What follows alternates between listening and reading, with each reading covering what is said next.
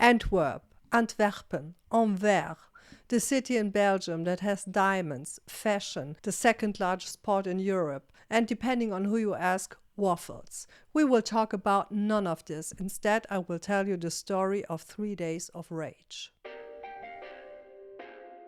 Antwerp was once the most important city in the world. In the 16th century, pretty much everything went through the port of Antwerp. Cinnamon, pepper, salt, textiles, precious metals. You could buy anything in Antwerp and you could sell anything in Antwerp. It was cosmopolitan and it was very rich. Until it wasn't. To understand how this tragedy in Antwerp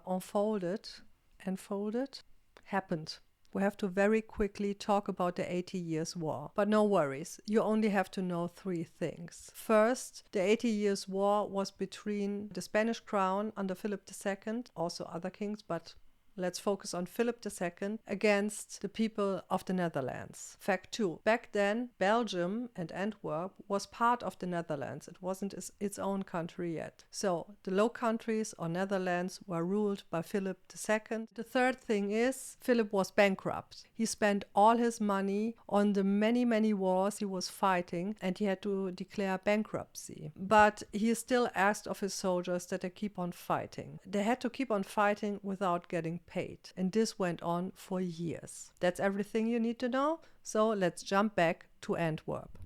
It is now the year 1576. It is November and Antwerp is rich and busy. The 80 Years' War is going on around the city, but not in Antwerp, because everybody has an interest that this rich town keeps on making money, except not everyone. There are rumors going around. Rumors about the Citadel, where the Spanish soldiers keep an eye on the citizens of Antwerp. People are afraid that these Catholic soldiers might try to kill the Protestant inhabitants of the city, that these soldiers will kill them in their sleep. The governor of Antwerp, a man named Champagney, hears about mutiny in the ranks of the Spanish soldiers. In the surrounding areas of Antwerp, soldiers who are so frustrated that they are not getting paid started looting to basically compensate everything they didn't get in the last years. These soldiers were fighting non-stop all the time and were very dangerous men. The governor of Antwerp, Champagney, already had German mercenaries in his city. The German and the Spanish troops were basically on the same side because the Germans were mercenaries for the Spanish crown. So the governor wanted more people. So he asked for troops from Wallonie, from the French part of today's Belgium, and he was granted his wish. So he knew that there was a Walloon troop on its way to Antwerp. In the Citadel, the Spanish soldiers were planning something. The commander, named Sancho d'Avila, looked at the city, this very rich and decadent town, and thought, let's rob this place. We're not getting paid. There will be no payment in the future. Let's just take what is ours anyway. So d'Avila was a smart guy. He invited the German commander, the head of the German mercenaries, for a drink into the Citadel. A guy named Eberstein or Oberstein, depending on the sources. So he invited him for a drink. He told him, you know what, there's no money. Let's get money. All you have to do is stand aside. Don't let your men fight and we will compensate you. And Eberstein was like, great plan, great idea, high five, let's do it. He was very drunk. Sancho d'Avila wanted more men. He knew he couldn't just do it with the men he had in the Citadel. So he contacted other Spanish troops who were already mutineering and said, come to Antwerp, let's do this together. This city is so freaking rich, there's money for everyone. When he sobered up the next day, Eberstein or Oberstein had a change of heart. He thought, I cannot do this. I have to warn the people of Antwerp. So he went to the governor, Champagney, and told him about the plans of the Spanish mutineers. And Champagney was very afraid because he just welcomed the Walloon soldiers, the troops he wished for to support his town. And when these troops arrived, the first thing they did was go to the brothels and go to the pubs and get wasted. And it was so bad that Champagney had to go personally to the pubs to kick out the soldiers who were behaving so badly. And now they needed them to defend his city. So he had no choice. He had to alert the soldiers from Wallonie, he had to work with the mercenaries from Germany, and he had to alert the citizens from Antwerp. And so they started building barricades, they were building canals, and they were building a 5-meter tall wall or 16 feet tall wall, all in 24 hours. Or everything was directed against the citadel. And Sancho d'Avila, the commander of the Spanish mutineers, saw the efforts to build defenses against them. So he shot cannons from the citadel and he sent out some troops, some men to disrupt the construction. But this was pretty much a decoy. In the meantime, he got word from the other mutineer troops that they were coming, that they were joining them to loot the city. And so it happened.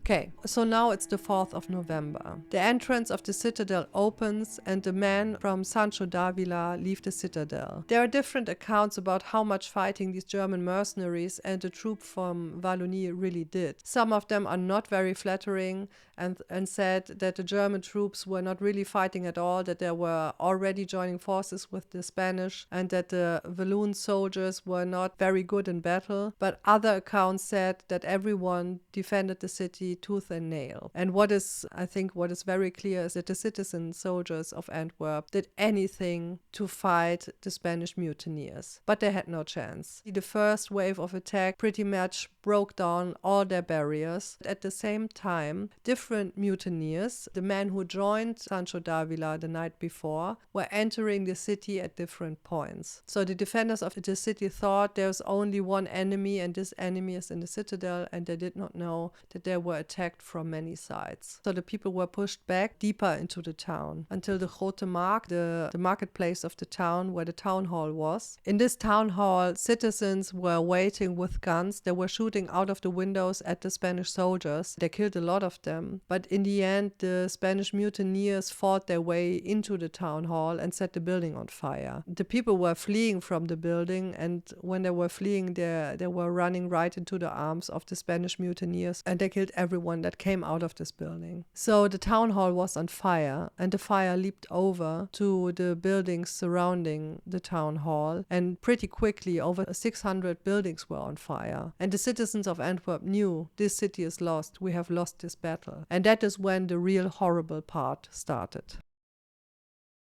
So the mutineers won and the city was lost. And what happened then were 3 days of rage, of mayhem. That's why this incident is also called the Spanish Fury or the sack of Antwerp. But I think Spanish Fury is closer to what unfolded in the next 3 days. The Spanish mutineers went door to door. They forced entry into stores, into homes, into apartments, into buildings. And the citizens of Antwerp tried to defend themselves. Many men were rushing home to defend their families, but they were killed. The women were raped. Everything of value was stolen. In the meantime, the fire continued to spread. People were dying in these fires. People were suffocating because of the smoke. People were killed because buildings were crumbling down. All this went on for 3 whole days. Champagney's fear about the mercenaries from Germany and the troops from Wallonie became reality. He saw how they joined the Spanish in the plundering. Eberstein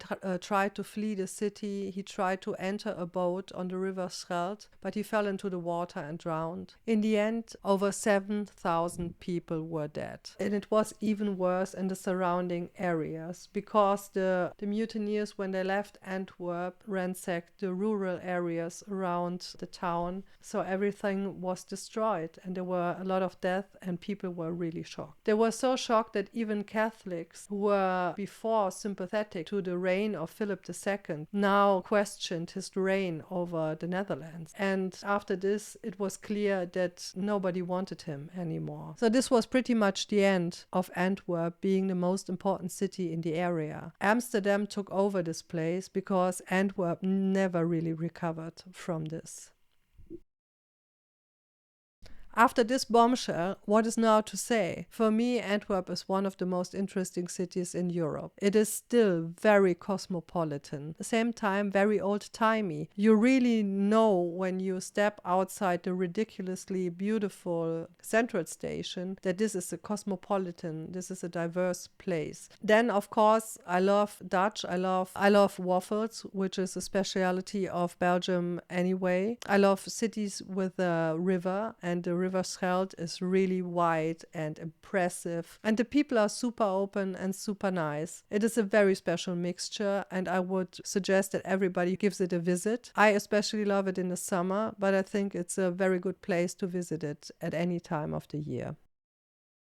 But let me leave you with a legend, the legend of the name of Antwerp. So Antwerp is called Antwerpen in Dutch, or Antwerpen in German. Please excuse my Dutch, by the way. So it's called Antwerpen, and the legend goes like this. In Antwerp, there once was a giant or a troll named Antigoon, and this giant guarded the harbor. And the giant or troll does what a good troll does. He demands a toll from everyone who uses the river. And if you cannot pay Antigoon, he would cut off your hand. And one day there was a group of men who wanted to get married, and they couldn't afford to pay Antigoon, and at the same time they didn't want to give him their hands because they wanted to live a life with two hands. So there was a Roman soldier called Silvio Brabo, who thought this cannot go on any longer, and he confronted the troll and cut off his hand and took it and threw it in the river Schelde, and the city was free. And what does this have to do with the name? So Antwerpen, it is said, means Ant. The Ant stands for hand, so Hand, and Werpen stands for to throw, so hand throwing. The name means hand throwing because Brabo threw the hand of the giant in the river and freed the city. This is a legend that presumably not happened.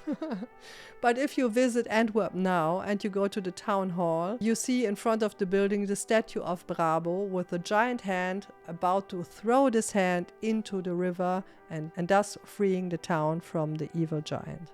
I hope you enjoyed the story of Antwerp and the 3 days of rage. Next time I see you in a different place with a different story. Thank you very much.